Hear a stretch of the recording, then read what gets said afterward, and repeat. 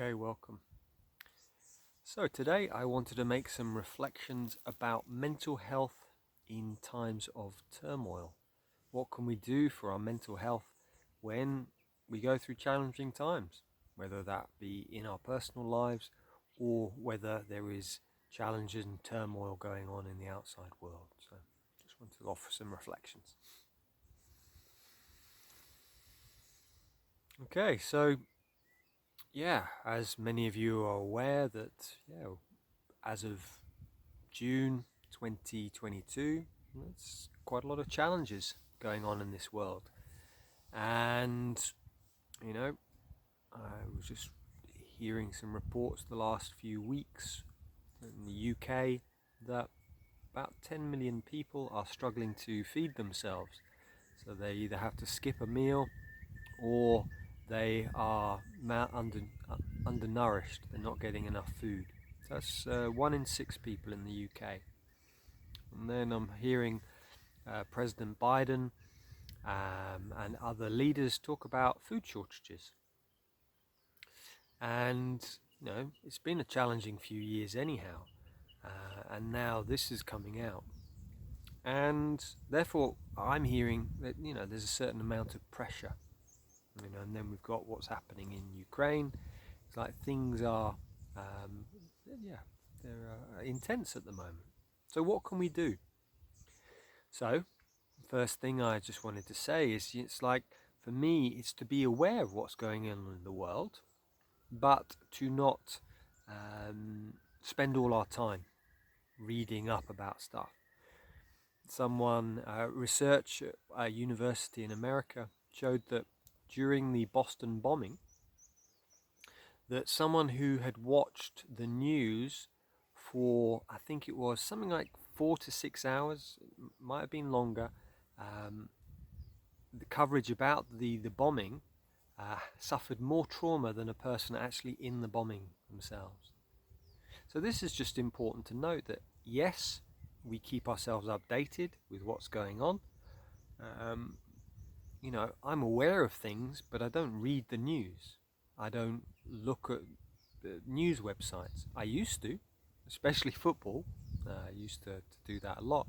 So that'd be the first invitation is, maybe once a day, halfway through the day, or once a week at the weekend, have a look at what's going on.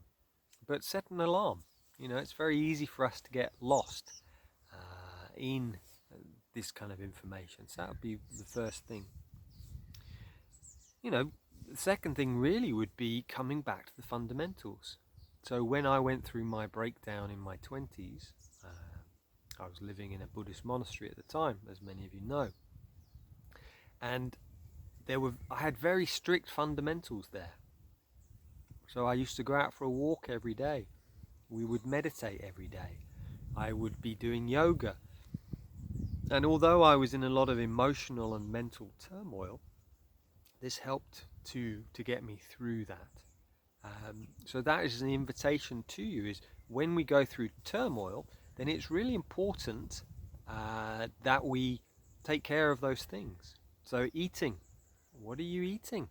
We might not have much control on what's going on around in the world, but we can be aware of, well, what am I putting in my body?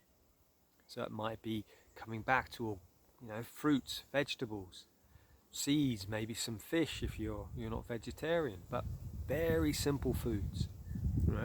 The Mahatma Gandhi talked about this. He said, he ate very simply, no spices. He says that helped him to keep calm.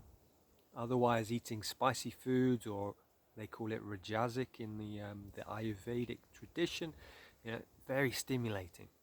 Sugars. So let's just keep it nice and simple. I know in the Ayurvedic tradition they do talk about eating sugar. So again, it depends on the tradition, but simple foods. The other thing's exercise. Getting out for, I think they say about 6,000 steps, which is about 5 to 6 kilometers. Again, that's said to help depression levels. Irving Kirsch, the study he did, showing that actually comparing that to antidepressants, they worked exactly the same.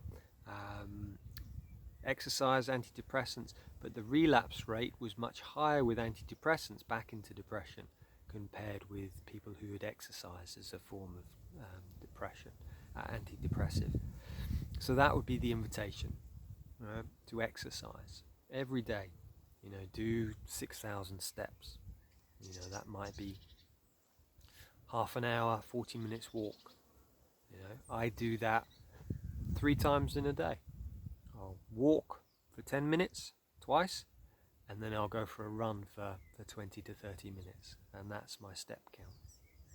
And the third thing, sleep. This is said, as I've mentioned in other videos, a foundation. It's not a pillar, it's a foundation. So it's like getting to bed early. I've spoken many times before about this idea of the twilight hour. You have an hour where it's digital free. Turn the lights down, put candles in the house rather than the bright lights. Start to calm down your system, and one of the ways is having that hour. Another thing is just having your last meal 3 to 4 hours before sleep. That again helps. The next thing is really reaching out to friends, for a way of, in turmoil, especially people who've been through trauma or something like boarding school. We try and do everything on our own. And in these times, it's important for us to go, actually, I need help. So that might be being part of a men's group, a women's group, a community of like-minded people who are there just to listen. And I do my men's circles every 2 weeks, and the next one is tomorrow evening. So it's like, go to my website, you'll find out more, piers-cross.com. We can support each other and moving through these turmoils.